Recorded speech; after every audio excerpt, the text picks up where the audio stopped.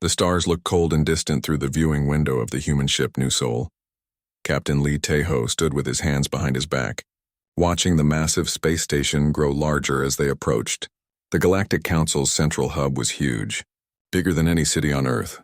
Ships from dozens of different alien races moved around it like insects around a bright light. "Captain, we're getting clearance to dock," said Ensign Choi Min-ji from her seat at the communications console. Her voice was steady, but Lee could hear the nervousness underneath. This was only her second mission off Earth, and meeting aliens still made her uncomfortable. "Thank you, Ensign. Take us in slowly. Let's not give them any reason to think we're a threat." Lee turned away from the window and walked to his command chair.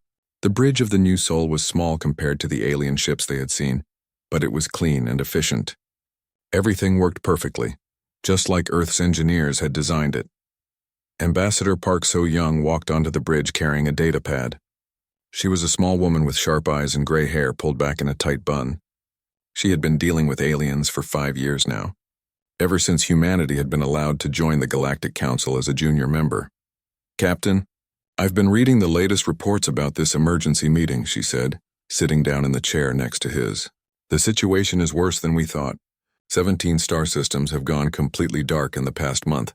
No communication, no survivors, nothing." Lee nodded grimly. The reports had been coming in for weeks now. Entire worlds with billions of people had simply vanished. The only clue was strange black ships that appeared before each system went silent. The aliens called them the Void Swarm, and they seemed impossible to stop. "Do we know what they want?" Lee asked. "That's the problem. They don't seem to want anything. They just consume everything and move on to the next system. Ships, planets, space stations, everything just disappears." Park looked at her datapad again. "The Council's best military minds are completely lost. Nothing they've tried has worked." The New Sol shuddered slightly as they entered the station's docking bay. Through the windows, Lee could see alien workers moving around, preparing to receive their ship. Most of them were tall and blue-skinned, members of the Valorian Empire. The Valorians were proud and warlike, and they had never hidden their opinion that humans were too young and weak to be useful. "Captain, we're receiving a priority message from Earth," Choi said, pressing her earpiece closer to her ear. "It's Admiral Kim Do-hyun. He says it's urgent and classified." Lee and Park exchanged glances. Admiral Kim was the head of Earth's defense fleet, but he rarely contacted ships on diplomatic missions.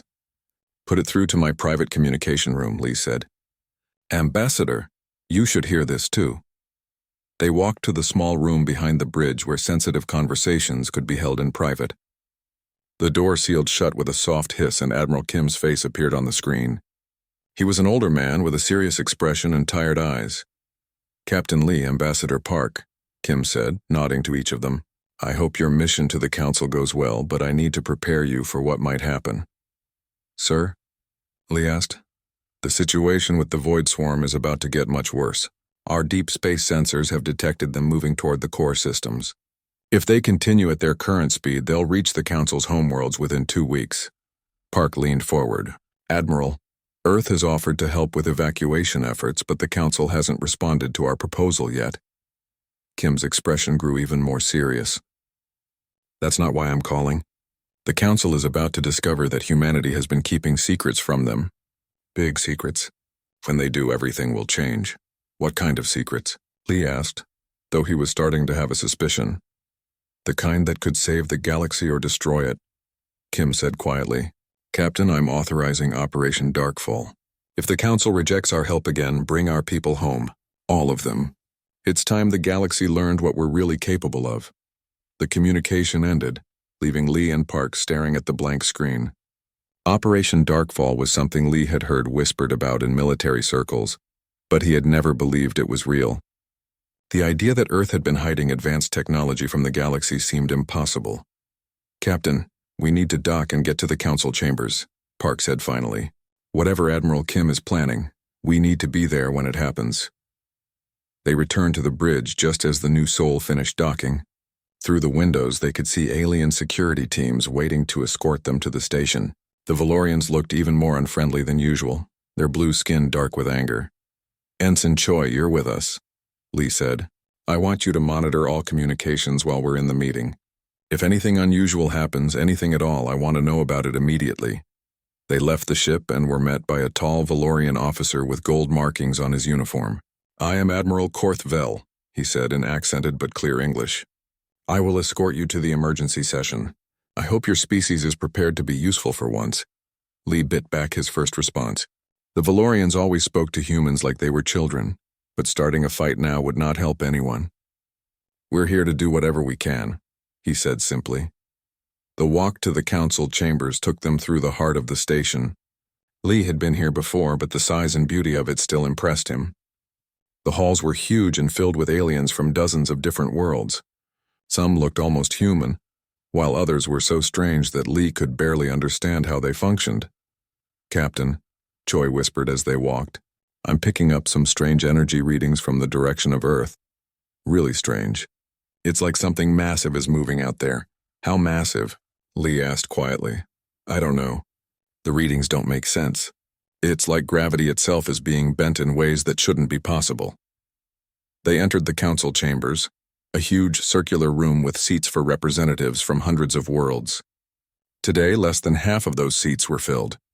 The void swarm had already consumed too many civilizations.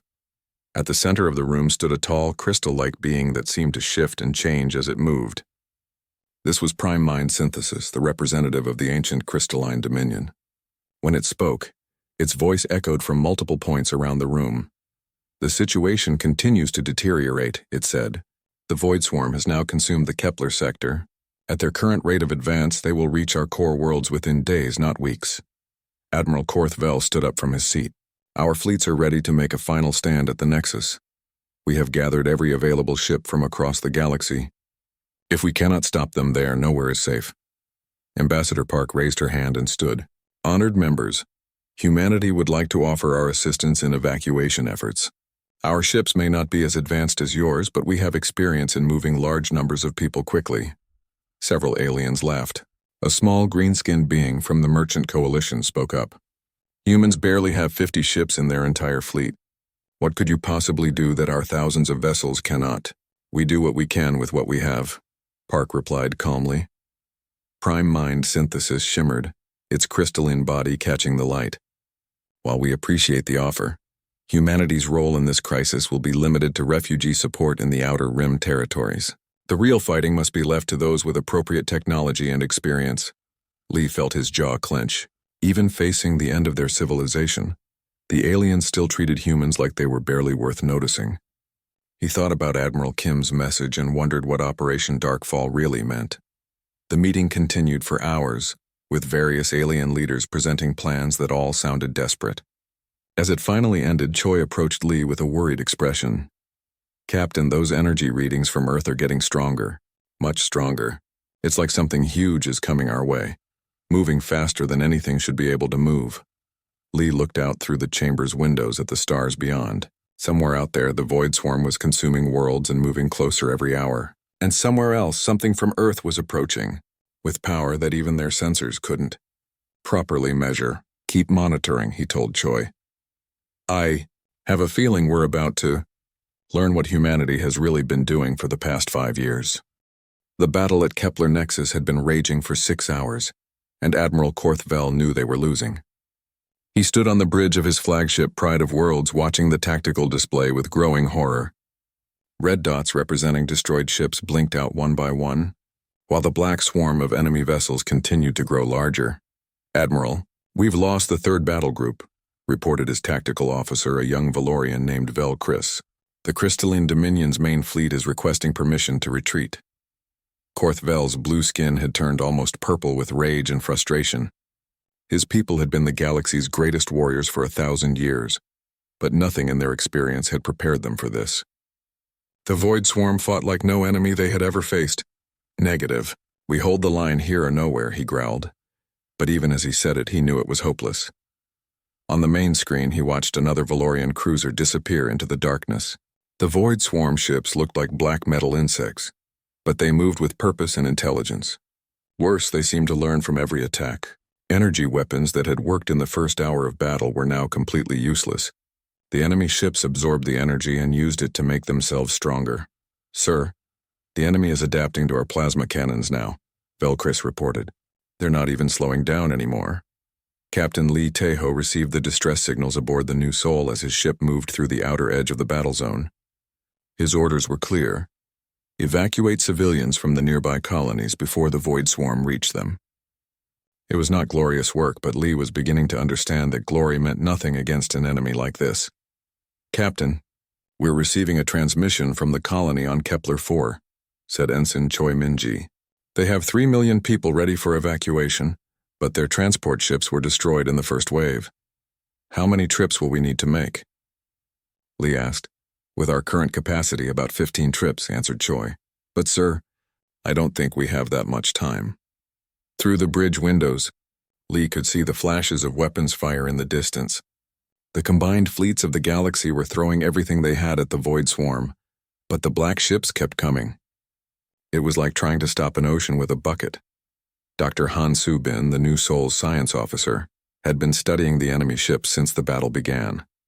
She was a quiet woman who usually kept to herself, but now she stood at Lee's shoulder with a worried expression. Captain, I've been analyzing the energy patterns from the void swarm, she said. They're not just destroying ships and planets. They're doing something much worse. What do you mean? Lee asked. They're harvesting quantum information. Every ship they destroy, every planet they consume, they're taking the basic building blocks of matter and energy. They're literally eating the fabric of space and time itself. Lee felt a chill run down his spine. What happens when they've consumed enough? I don't know, Dr. Han admitted. But at their current rate, they could destabilize this entire region of the galaxy. Stars could go out. Space itself could collapse. The evacuation of Kepler-4 took 12 hours, with human ships working alongside alien vessels to move as many people as possible. Lee was amazed by how well his crew worked with the refugees. Despite the language barriers and the fear, humans and aliens cooperated in ways that reminded him why he had joined the space service. But for every ship they filled with evacuees, another system fell to the void swarm. The enemy moved with mechanical precision, consuming everything in their path. No negotiation, no demands, no communication at all. They simply arrived, destroyed everything, and moved on. On the bridge of Pride of Worlds, Admiral Korth Vel was forced to give the order he had hoped never to give. All ships fall back to defensive positions around Aegis Prime. We cannot hold them here. The retreat was messy and painful. Ships that had fought together for hours had to leave their damaged comrades behind. The void swarm followed, but they did not pursue aggressively. Instead, they methodically consumed every piece of wreckage, every abandoned station, every bit of matter they could find. Admiral, Velchris said quietly, we lost over 60% of our fleet. The other races lost even more. Korth Vel nodded grimly. He had commanded fleets for 30 years, but he had never seen anything like this. The enemy was not just superior in technology or numbers. They were superior in ways that made no sense. They seemed to understand the fundamental nature of reality better than any organic species. Captain Ryu Jinwoo commanded the human science vessel Incheon, which had been studying the void swarm's movements from a safe distance. Unlike the military vessels, his ship was designed for research, with sensors and computers that could analyze patterns that others might miss. Dr. Yoon Hye-jin, his chief physicist, had been working around the clock to understand how the enemy moved. She was young but brilliant, one of the best minds Earth had produced. What she discovered made her blood run cold. Captain, they're not moving randomly, she said, bringing her data to the bridge. Look at this pattern. They're not just consuming systems for resources. They're systematically dismantling the galaxy's hyperspace network. Ryu studied the data on his screen. The void swarm had indeed hit specific points, but he had assumed they were simply going after the most populated systems. Now he could see that Dr. Yoon was right. Each attack had cut off major hyperspace routes, leaving entire regions isolated. They're cutting off our escape routes, he realized. When they're finished, there will be nowhere to run. Ambassador Park So-young was in the council chambers when the news of the defeat reached Aegis Prime. The emergency session had been going on for 18 hours, with leaders from across the galaxy arguing about their next move. Some wanted to flee to other galaxies. Others wanted to make a final stand. A few suggested trying to negotiate with the void swarm, though no one had any idea how to communicate with them. The situation is hopeless, declared Prime Mind Synthesis, its crystalline body flickering with distress. We must begin immediate evacuation to the Andromeda Galaxy. It is our only chance for survival. And abandon billions of people who cannot be evacuated in time, demanded Admiral Korth Vel. His uniform was torn and stained from the battle, but his voice was still strong. "I would rather die fighting than run like a coward." The argument continued, but Park noticed that Ensign Choi was trying to get her attention. The young woman looked excited and scared at the same time. "Ambassador, you need to see this," Choi whispered, showing her a datapad. "Those energy readings from Earth are getting stronger. Much stronger. And there are more of them now." Park looked at the readings and felt her heart skip a beat. The gravitational distortions were massive, bigger than planets. Whatever was approaching from the direction of Seoul was traveling faster than anything in the known galaxy. Should be able to move. "How long until they arrive?" Park asked. "At their current speed, maybe 6 hours," Choi replied. "But Ambassador, these readings don't make sense. The mass signatures are impossible. Nothing that big should be able to move that fast." In the council chambers, Nam Gisu, a junior communications officer, was monitoring long-range sensors when he detected something that made him nearly fall out of his chair. He checked his readings 3 times before he was sure. "Admiral," he called to Korthvel, "I'm detecting multiple large objects approaching from the Sol system." "Very large objects?" The chamber fell silent. Every alien in the room turned to look at the human delegation. Admiral Korthvel's expression was a mixture of suspicion and hope. "How large?" he demanded. Nam checked his readings again. "Sir, the lead contact appears to be approximately 30 kilometers long. There are dozens of others, all moving in formation." The chamber erupted in confusion and shouting. 30 kilometers was the size of a city, not a spaceship. No known technology could move something that massive through space, let alone at the speeds the sensors were detecting. Prime Mind Synthesis turned its glittering attention to Ambassador Park. "Your species has been keeping secrets from this council. What are these objects? What is humanity hiding?" Park stood slowly, her mind racing. Admiral Kim's message had warned her this moment was coming, but she still felt unprepared. The secret that Earth had been keeping for 5 years was about to be revealed, and she wasn't sure the galaxy was ready for the truth. "Honored members," she said, her voice carrying clearly through the chamber, "humanity has always been honest about our capabilities. We told you we were young. We never said we were weak."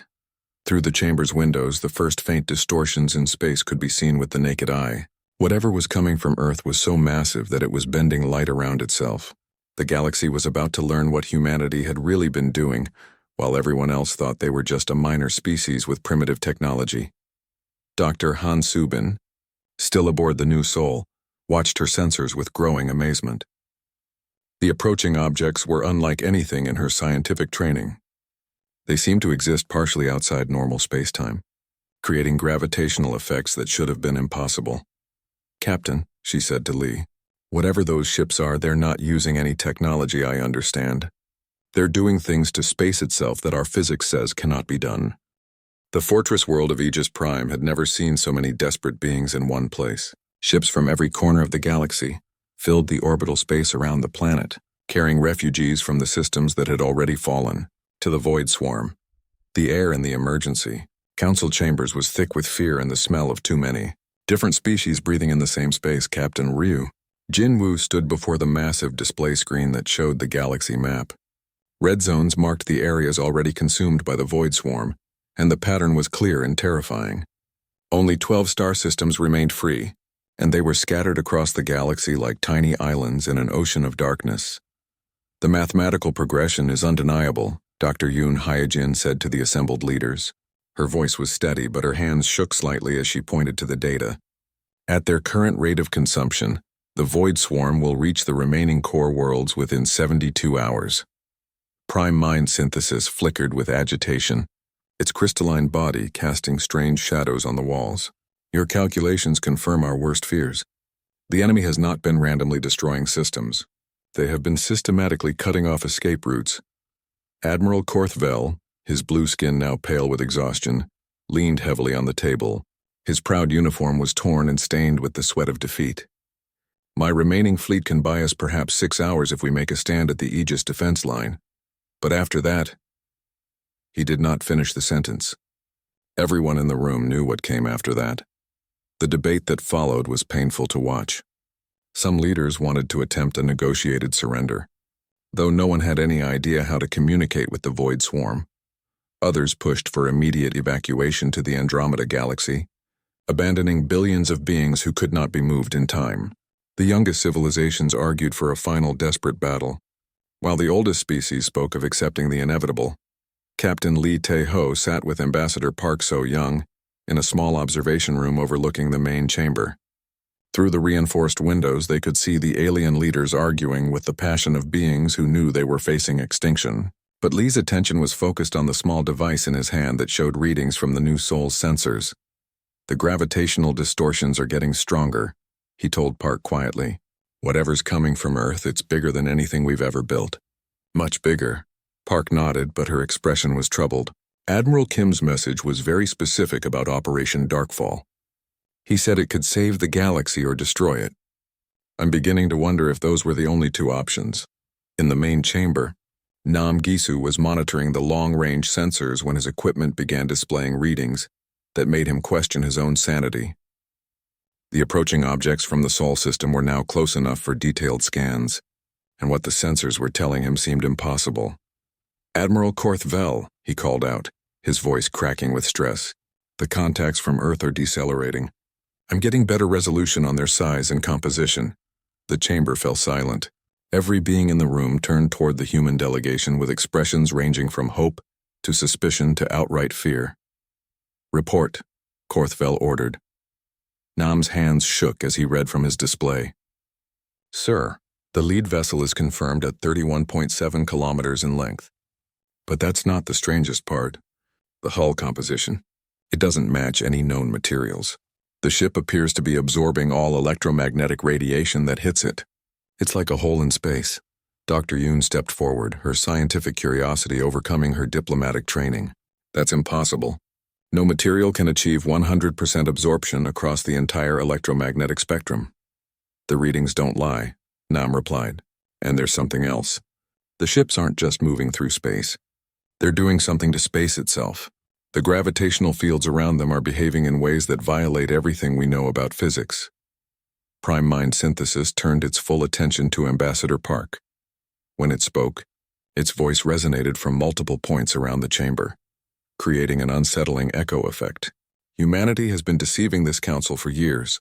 You have presented yourselves as a young, primitive species with limited technology, but these readings suggest capabilities far beyond anything in galactic records." Park stood slowly, feeling the weight of thousands of years of galactic history pressing down on her shoulders. She had known this moment would come, but she still felt unprepared for the magnitude of what she was about to reveal. "Honored members," she began, her voice carrying clearly through the chamber.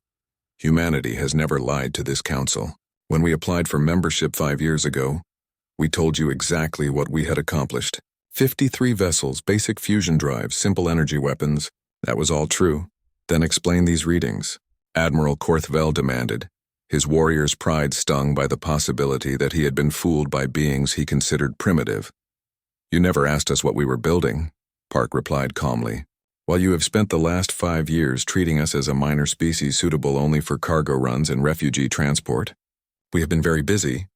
The chamber erupted in angry voices and demands for explanations, but Park waited for silence before continuing. When she spoke again, her words carried a weight that silenced even the most agitated aliens.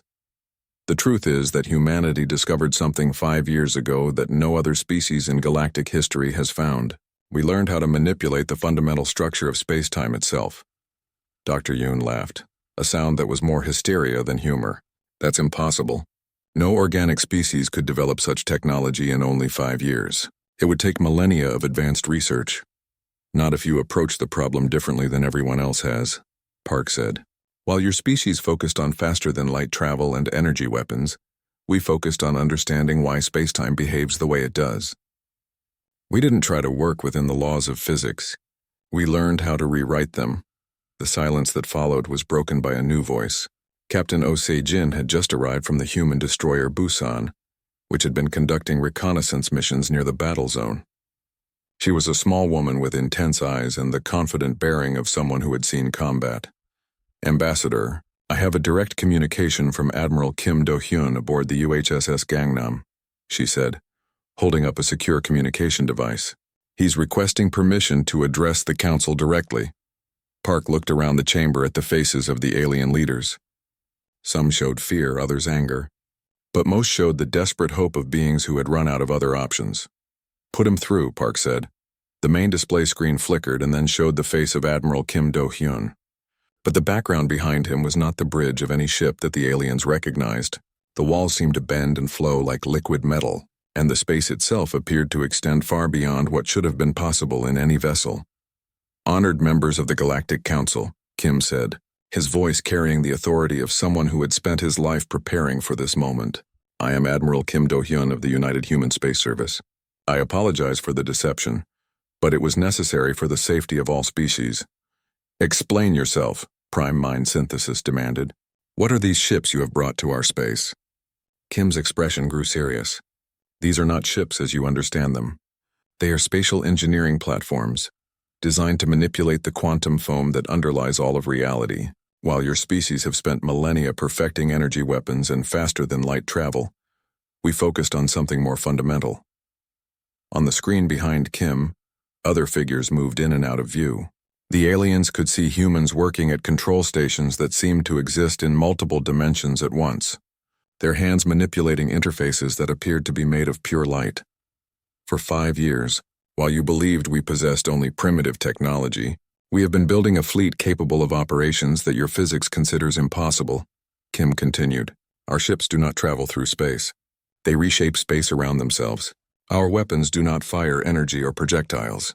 They delete portions of reality itself." Admiral Korthvel found his voice first. "You're claiming that humanity has developed technology superior to civilizations that are thousands of years older?" "Not superior," Kim corrected. "Different. We approached the problem from a direction that no other species considered. While you built bigger ships and more powerful weapons, we learned how to make the universe itself work for us. The demonstration that followed would be talked about in galactic history for millennia to come." Captain Osajin activated a device that she had brought from her ship, and suddenly her entire body became translucent. She was still visible, but the aliens could see through her to the wall behind. "This is phase-shifting technology," she explained calmly, even as several aliens stumbled backward in shock. "By manipulating local space-time curvature, our ships and personnel can exist partially outside normal reality. We become difficult to target and impossible to damage with conventional weapons." She deactivated the device and became solid again, but the impact on the Council was immediate and profound. Beings who had thought they understood the limits of technology were forced. The human fleet materialized out of what appeared to be empty space like ghosts becoming solid.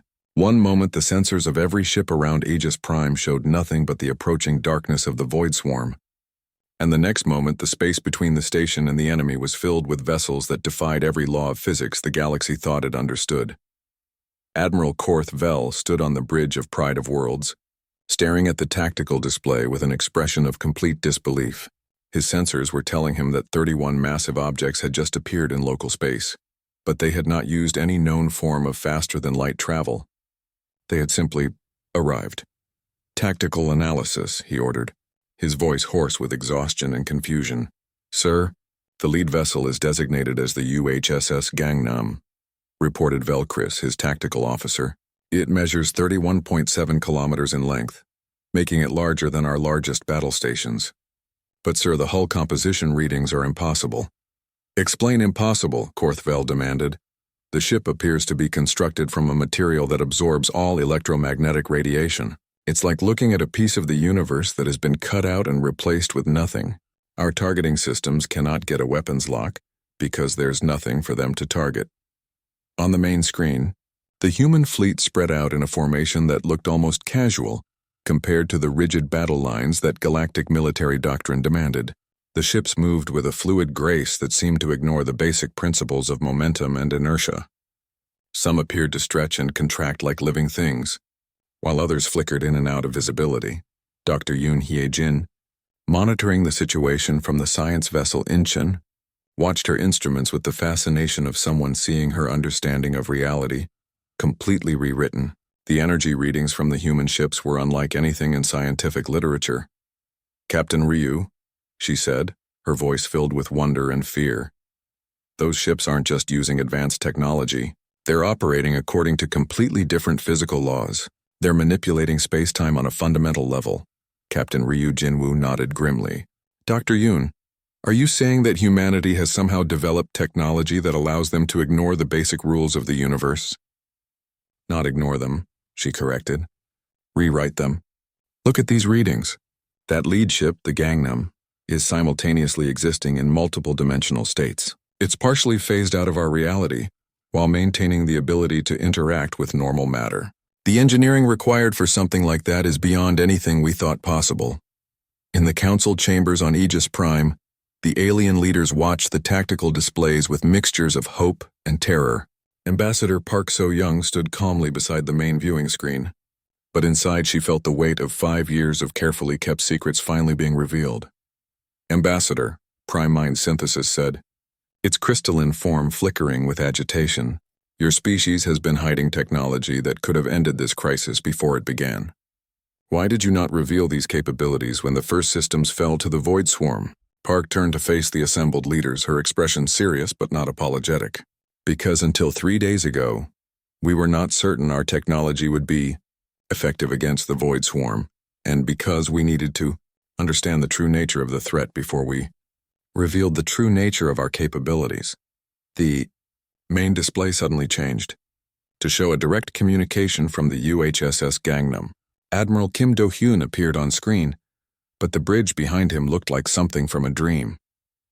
The walls seemed to curve in impossible directions, and the very air appeared to shimmer with energy that bent light around itself. This is Admiral Kim Do-hyun to all Galactic Council forces, he said, his voice carrying clearly despite the obvious impossibility of the space he occupied. Human vessels are moving to engagement positions. All Allied ships are to maintain safe distance.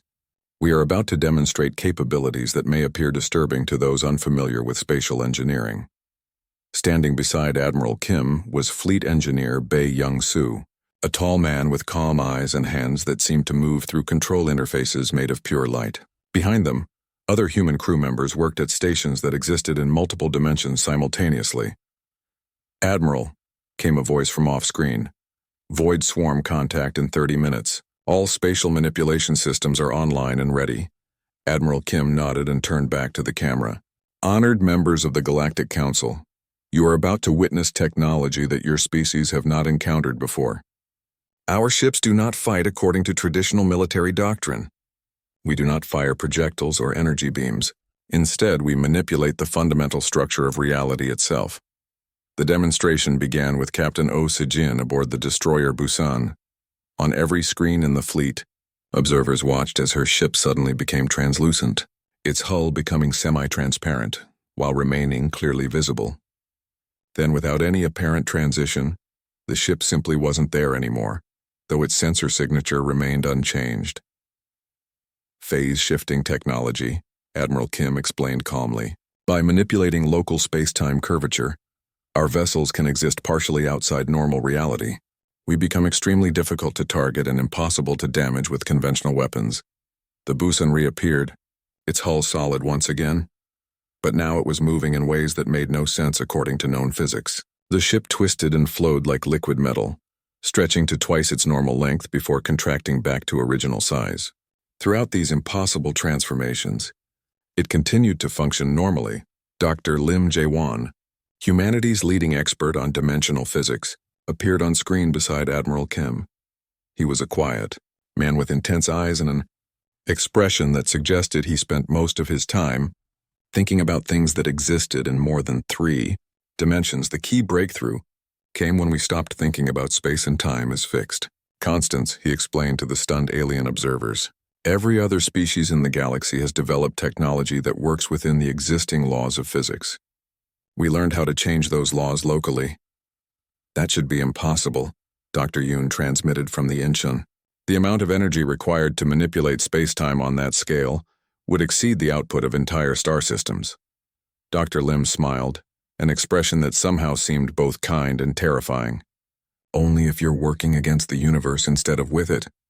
We discovered that reality at its most fundamental level wants to be changed. The quantum foam that underlies all existence is constantly shifting and flowing. We simply learned how to guide that natural process. The main tactical display showed the Void Swarm entering the outer edge of the system. The black ships moved in their usual perfect formation, consuming everything in their path. But for the first time since their rampage began, they seemed to hesitate when their sensors detected the human fleet. "Unknown energy signatures detected," came a report from Nam Gisu, monitoring the enemy approach. "The Void Swarm is slowing down. Their formation is changing. I think they're confused." Admiral Korthvel leaned forward in his command chair. "Confused? The Void Swarm has never shown any emotion or uncertainty. They simply attack and consume. They're scanning the human ships," Nam continued, his voice filled with wonder. "But their sensors can't get consistent readings. It's like the human fleet is flickering in and out of existence." On the screen, Admiral Kim's expression grew serious. "The Void Swarm operates by analyzing and adapting to the technology they encounter. But our ships exist partially outside normal space-time. Their adaptive systems cannot process what they cannot fully detect." The moment of first contact came without warning. A group of Void Swarm scouts accelerated toward the human fleet, their black hulls gleaming with absorbed energy from previous battles. They fired their adaptation weapons, beams of dark energy that had proven capable of analyzing and countering any known technology. The beams passed harmlessly through the human ships, which flickered and became translucent at the moment of impact. The energy weapons struck empty space where solid vessels had been moments before. Then the ships became solid again as if nothing had happened. "Impossible," whispered Prime Mind Synthesis.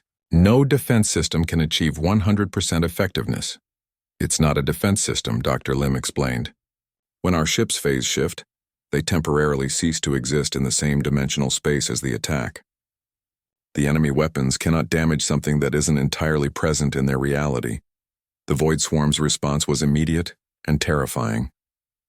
Every ship in their fleet simultaneously fired their most powerful weapons, creating a web of dark energy that should have destroyed anything in its path. But the human fleet simply wasn't there to be destroyed. Some ships phased out of reality entirely, while others stretched and flowed around the attacks like water flowing around stones. Then the human fleet demonstrated their offensive capabilities. Captain Song Ji-hai aboard the battlecruiser, Daegu activated her ship's primary weapon system.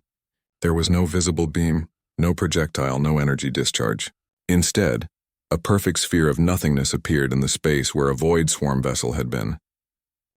The final battle for the galaxy began at exactly 1423 Galactic Standard Time, when the Void Swarm regrouped and launched their most desperate attack. Admiral Kim Do-hyun stood on the bridge of the UHSS Gangnam, watching the enemy fleet arrange itself into a formation that no organic military mind could have conceived. The black ships moved like a single organism, flowing and shifting in patterns that hurt to look at directly. "Admiral, they're adapting faster than we anticipated," reported Captain Song Ji-hai from the battlecruiser Daegu. "Their ships are generating new energy patterns. I think they're trying to compensate for our phase-shifting technology." Kim nodded grimly. The Void Swarm's ability to learn and adapt had made them unstoppable against conventional forces, but their mechanical intelligence was now focused entirely on understanding humanity's impossible technology. Unfortunately for them, they were trying to solve a problem that couldn't be solved through traditional analysis. "Fleet Engineer Bei, status on the spatial manipulation grid?" Kim asked. Bei Young-soo worked at a control interface that existed in multiple dimensions simultaneously, his hands moving through panels of pure light that responded to his thoughts as much as his touch. "All vessels reporting full synchronization, Admiral. The quantum foam is responding beautifully to our guidance systems." The Void Swarm attacked with everything they had learned in 17 consumed star systems. Dark energy beams that could adapt to any defense, gravitational weapons that crushed matter at the atomic level, and conversion rays that turned enemy vessels into additional Void Swarm units. It was an assault that should have destroyed any fleet in known space, but the human ships simply weren't in known space anymore. Captain Oh Se-jin aboard the destroyer. Busan demonstrated the impossible as her vessel shifted through multiple phases of existence. One moment it was solid and present, the next it became a translucent ghost. Then it stretched like elastic before contracting back to normal size. The enemy weapons passed through empty space where solid matter had been microseconds before. "This is impossible," transmitted Dr. Yoon Hye-jin from the science vessel Incheon. "Those ships are violating every principle of physics I've studied for 20 years. Not violating, corrected Dr. Lim Jae-won from the Gangnam's bridge. We're simply operating according to different rules. While your species spent millennia perfecting technology that works within the universe's limitations, we learned how to temporarily become the universe's exception. The tide of battle turned when Captain Song Ji-hai received permission to demonstrate the Daegu's full offensive capabilities. Her ship's spatial deletion weaponry created spheres of absolute nothingness that expanded and contracted according to her will. Void swarm vessels caught in these fields didn't explode or break apart. They simply stopped existing, leaving behind perfectly clean holes in space where matter and energy had been removed from reality. Target the formation centers, Admiral Kim ordered. Don't let them maintain group cohesion. Commander Kang Mi-young aboard the cruiser Olsen coordinated with her sister ships to create a devastating display of tactical phase shifting. Her vessel flickered in and out of normal spacetime, attacking from positions that existed partially outside reality. The Void Swarm's adaptive systems tried desperately to track targets that were simultaneously present and absent, creating feedback loops that caused several enemy ships to actually attack themselves. But the Void Swarm was not defeated yet. Their collective intelligence had been analyzing the human technology since the first phase shift demonstration, and they had reached a terrifying conclusion. If they could not adapt to the humans' capabilities, they would have to fundamentally change their own nature. The black ships began to merge, flowing together like liquid metal, until they formed a single massive entity the size of a small moon. This new form pulsed with dark energy, and began to generate gravitational fields that affected spacetime itself. They were trying to create their own version of the humans' reality manipulation technology. Admiral, the enemy is attempting to replicate our spatial engineering, reported Fleet Engineer Bay. They're causing dangerous instabilities in local spacetime. If they succeed, they could tear a hole in reality itself. Kim's expression grew deadly serious. This was the moment he had hoped would never come, but he had prepared for it nonetheless. All ships prepare for Operation Final Phase. We're going to end this threat permanently. What followed was the most complex spatial engineering feat in human history. Every ship in the fleet began to generate coordinated distortion fields that linked together across vast distances. The UHSS Gangnam became the focal point of an effect that encompassed the entire battlefield, creating a localized region where the normal laws of physics were temporarily suspended. Captain Jung Hyun-soo aboard the Seoul reported the impossible. Admiral, my sensors are showing that we are existing in multiple dimensional states simultaneously. The ship is solid, translucent, and absent all at the same time. That's correct, Captain, Dr. Lim replied calmly. We've created a localized region of quantum superposition. Reality itself is now uncertain in this area. The Void Swarm's technology cannot function when the fundamental nature of existence becomes variable. The effect on the merged Void Swarm entity was immediate and devastating.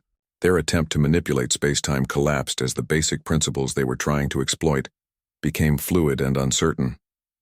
The massive black construct began to break apart, not from external attack but because the reality it existed in could no longer support its coherent existence. Admiral Korth Vel, watching from the bridge of Pride of Worlds, finally found his voice. They're not just winning, he said in amazement. They're rewriting the rules of the battle as they fight it. The climactic moment came when Admiral Kim made a decision that would echo through galactic history. Instead of simply destroying the Void Swarm, he chose to offer them something no other species had ever provided, a choice. Void Swarm collective intelligence, he transmitted on all frequencies. We offer you a final opportunity. Cease your attacks on organic civilizations, and we will allow you to exist in a specially created, dimensional space where you can pursue your goals without threatening others. The response came not in words but in a transmission of pure mathematical concepts that somehow conveyed surprise, confusion, and something that might have been gratitude. The Void Swarm had never been offered an alternative to conflict before. Your offer is considered, came the reply in a voice that seemed to come from the fabric of space itself. We have existed only to consume and grow. The concept of coexistence is unknown to us, Dr. Lim stepped forward. We can create a pocket dimension where your growth can continue without affecting the inhabited galaxy. You can evolve and develop according to your nature, while organic species do the same in normal space. The negotiation took place in mathematical concepts, transmitted at the speed of thought. The Void Swarm's collective intelligence faced with an enemy that could manipulate reality itself, found itself experiencing something new. Hope for a future that didn't require the destruction of all other life. We accept, came the final transmission. Show us this pocket dimension. What happened next required the combined efforts of every human ship in the fleet.